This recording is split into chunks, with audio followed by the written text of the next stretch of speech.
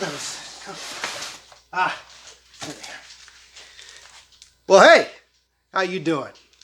I thought you were dead. Yes, you're alive. You're alive, and that's no jive. That's no jive.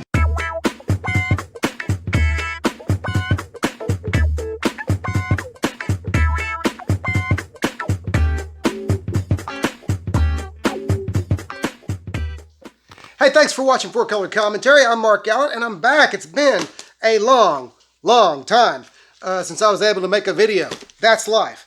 What I want to do, I've got several ideas. Having been away for so long, I have several ideas for videos. Hopefully going to get a few out, at least 2 out this weekend, but or through tomorrow, Sunday. What I wanted to do, though, is I wanted to start with a response to a Bearded and Cole's Comics Challenge, cover challenge. That's been actually 2 months since they did this. It's the last one they've done, so I don't feel too bad. I like these challenges, and so I like going through. And what this challenge was the other indie comics. 10 favorite covers of other indie comics other than Image. Now that's a wide range. You could do 10 favorite covers of indie comics from other companies besides Image, but this is just all the companies in general. Besides Image. So I don't know if they'll do more. They could do, in my estimation, they could do several more of these. But I picked out 10 of my favorite, not my 10 favorite, but 10 of my favorite indie covers that are not Image Comics. And we'll just go ahead and start going through those. The first one is Dragon Quest #1. That is a beautiful Tim Vigil cover there. And I love that cover. This is an 80s comic, I'm fairly certain. And let's see, this is 1986. And so there you go, a beautiful, colorful, detailed Tim Vigil cover, Dragon Quest #1. Loved Vigil's work, his early work. I don't know what he's doing these days, if he's still doing comics work or not, but great stuff by Vigil there. Not all of his comics, his interior works, obviously, most of them I don't think were kid-friendly, but just really talented guy. The next one is a cover to a comic I've always been very positive on, and it is a Bruce Jones, Brent Anderson jam, and it's Pacific Comics title from. Let me look again at the for the date here, and this always takes some time. Bear with me. Where is the indicia? Indicia. Never know exactly how that should be said. I'm going to try for a little bit longer, then I'm just going to forget it. It is an 80s comic. Okay, I'm going to let you do the homework on your own. Anyway, this is Somerset Holmes #1 with a painted cover. Now, Brent Anderson is the series artist, or the miniseries artist, but I think that's him as well, painting that cover. You'll have to do the homework. But anyway, regardless of who it is, that is a wonderful noir, moody, kind of great cover with lots of tension, and just really a great cover. When you see that cover, you're like, oh, I want to know that story. Why is that woman running from that man? Who is that man? What kind of villain is he? What's his end game? What's going to be her way of escape? All of that. Just to really, you got to love a cover that tells a story, and that one, in my estimation, tells a story. Again, continuing the other indie comics covers, 10 favorite independent comics covers that were not Image. Okay, this one is called. This had something to do. This comic was associated with a con, I believe, back in 2001. This is The Song of Michael. Atlantis Fantasy World's 25th anniversary comic. Is a Neal Adams cover, The Song of Michael. This, I have to think, is one of the most rare Neal Adams covers out there. I don't know how many of these they did, and I think I've only ever seen. I've had this one for probably 20 years or more, and I've only ever seen one other out in the wild. And so I wish I'd have snapped it up. And whenever I did see it, just because it is kind of a rarity in my estimation. But The Song of Michael, that great Neal Adams cover, it was an anthology book. I'm calling it, obviously it's an independent. The next one is an Air Cell comic, again from the 80s. And this is one of those, again, there were so many very interesting artists and artist work that came through the independent field that never really got much notoriety. It's amazing considering some of the talent level we're talking about. But this is a 1987 comic.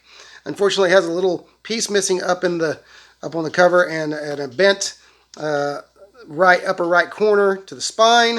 I've never seen another of these. If I do, I'll find it. It's a double cover. I'll show you the front and the back. But it's Maelstrom #1 from Air Cell, 1987. I love the colors.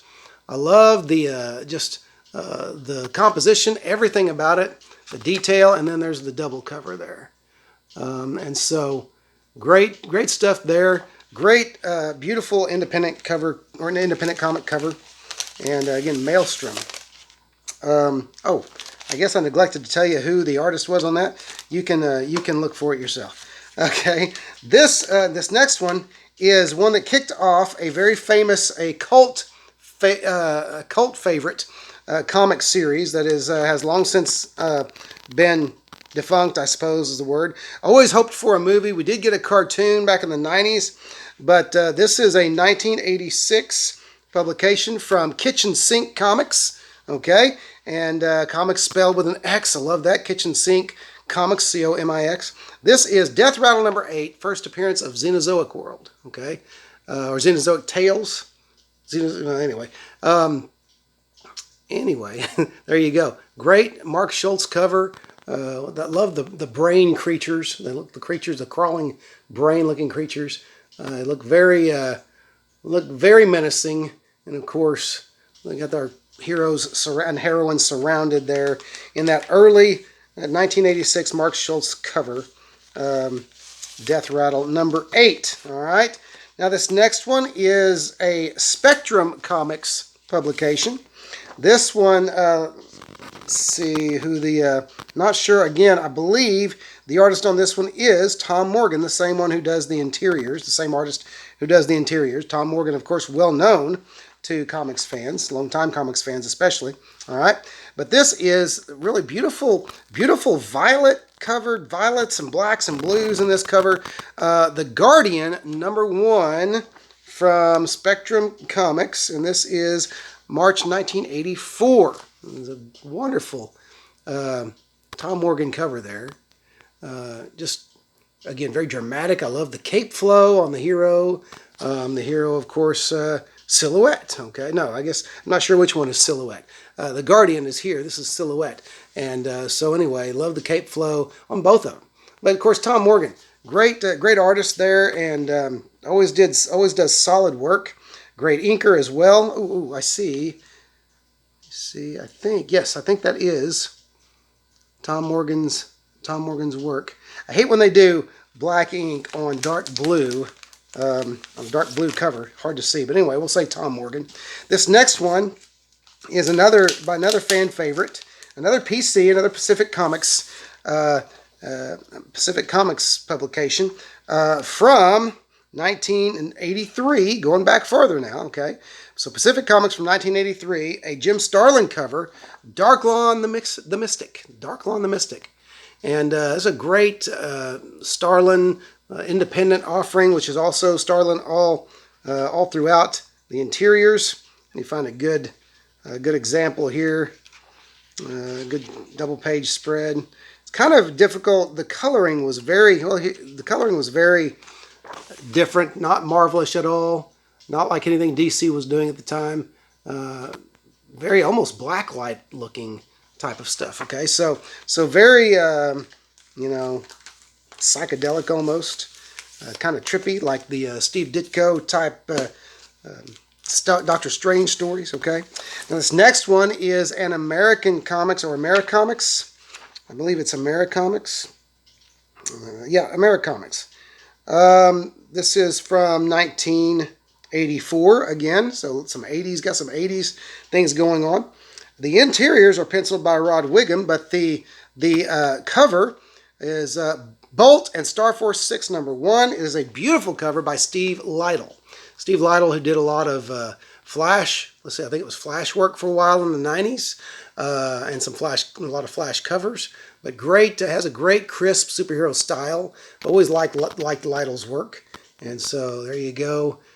Bolt and Star Force 6, #1 from 1984 from Americomics. Okay, great stuff there. These are just covers that have caught my eye. Yes, some of these I bought for the covers, and I do, by the way, have 10 favorites and then an honorable mention, which is just my cheaty way and other people's cheaty way of getting in 11. Okay, now this is great by another longtime fan favorite. This is a CrossGen Comics publication from 2004. This is Abadazad #1 by comics great Mike Ploog. Abadazad #1, and what I love about that image, that's almost like it's like a Middle Ages MODOK image. Okay, a Middle Ages of MODOK in a little motorized chariot, a head and a little motorized chariot. I don't know. I'll be real honest with you. If I've read this, it's been so long that I've forgotten the story, okay? So I don't know if he's a hero, a villain, or what. It's just a very striking image by Mike Ploog, okay? And Mike Ploog is one of those artists that over the years did not lose a step in his art. And so this what happened with the Abadazad. It carried, I think CrossGen published 3, maybe 4 issues of it, but then it continued, I believe, in illustrated book form. And so I've never chased those down. I've never investigated that any closer, but I want to one day. All right. This is the 10th, and then will come the honorable mention, which is actually a magazine-sized publication. But this is an artist's edition book from 2012, and published by Apostle Arts. This is Billy Tucci's "A Child Is Born," and this is the brown and white, if you will, sketch cover. The other was is a Christmas comic, obviously, artist's edition. You see down there at the bottom. This was, this was originally, and the original was colored, and I believe I gave that one away. I think I gave that one away to somebody who really liked it. And I thought, well, I have the artist's edition. I have this beautiful sketch-like cover, full sketch cover. And so, anyway, great stuff there. Just a beautiful, beautiful, and a matte finish on that cover by Billy Tucci. So, "A Child Is Born" and the artist's edition, okay, from Apostle Arts. Very good stuff there. And then lastly, my honorable mention, also a double cover. This is going back a ways. This may be new to some of you. To those of you who have been in it as long as I have or longer, which there's several of you out there, it won't be new. This is a 1973 publication published by Comic Art Publishers. This is Steve Ditko's Mr. A, and I'll just go show you the double cover there.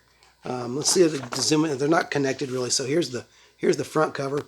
I acquired this a decade or more ago, and I've just never let go of it. Never will, unless it's just unless it commands a life-changing price. This one will be in my collection until my kids have control of my collection anyway. And so there's the back. It does unfortunately have some staining there of some type, but small price, because I've seen precious few of these in fact, I've never seen another one at a show, at a con, and I've only seen one other, I believe, over the years at in a magazine box anywhere. So anyway, so great stuff there. Mr. A, 1974, Comic Art Publishers. Great, 1973, I'm sorry, by Steve Ditko. And just an example of it was just a black and white Steve Ditko story going on inside. And so just very cool stuff. All right, but that's it. Those are my 10 plus 1 picks for the other independent comic book publishers. 10 great covers. Go out and find them. But anyway, thanks for watching. Hey, if you like what you saw, don't forget to like, comment, and subscribe if you haven't. And thanks for watching. We'll see you next video.